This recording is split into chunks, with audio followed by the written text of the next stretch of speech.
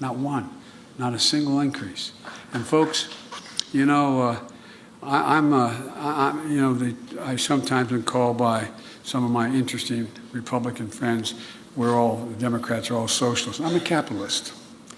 And I think if you can make $1 billion or $1 million or $100 million, you should be able to do it. But pay your fair share. You want to continue watching this video to not miss out on this. Millions of small businesses are still dealing with the challenges brought on by the crisis, but now you can add the inflation, supply chain issues, and even the continuing labor shortage to the mix.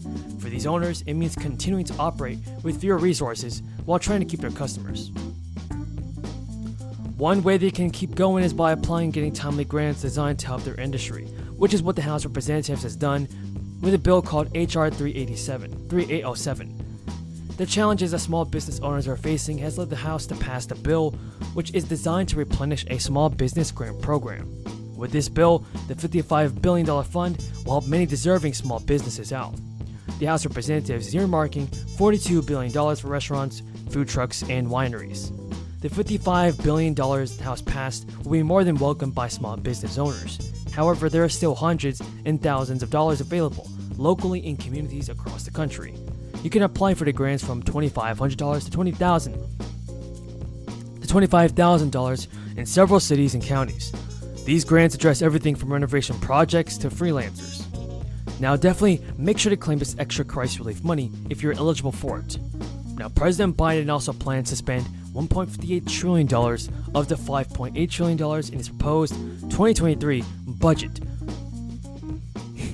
to bolster America's defenses and maintain robust economic growth, while also addressing inflation by lowering the federal deficit and costs for working families.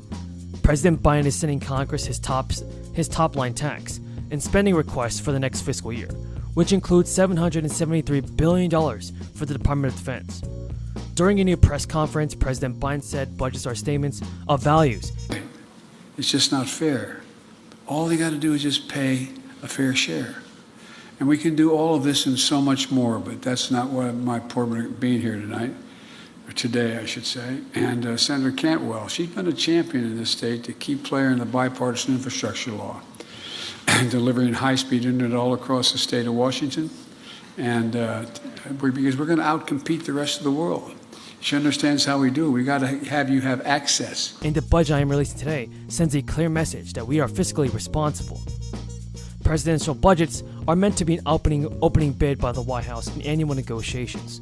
President Biden is leaving a giant space for the cost of any potential climate and spending bill, previously known as the Build Back Better. With last month's consumer price index landing at 7.9%, Biden and his top economic advisors are acknowledging that inflation is eating consumers' purchasing power. But if they are insisting that the higher prices will drop next year, and they blame most of the increase on disrupted supply chains and the crisis overseas. President Biden said that America was not immune to the worldwide inflation that has followed the crisis. The plan is to increase the deficit another $1 trillion over 10 years through higher taxes. Inflation is also a key leader in getting that done. He made sure it included the money for wildfire prevention, help prevent and respond to fires like the thousands that burned 500,000 acres. 500,000 acres across last year. All those major fires that took place since I've been in office with FEMA.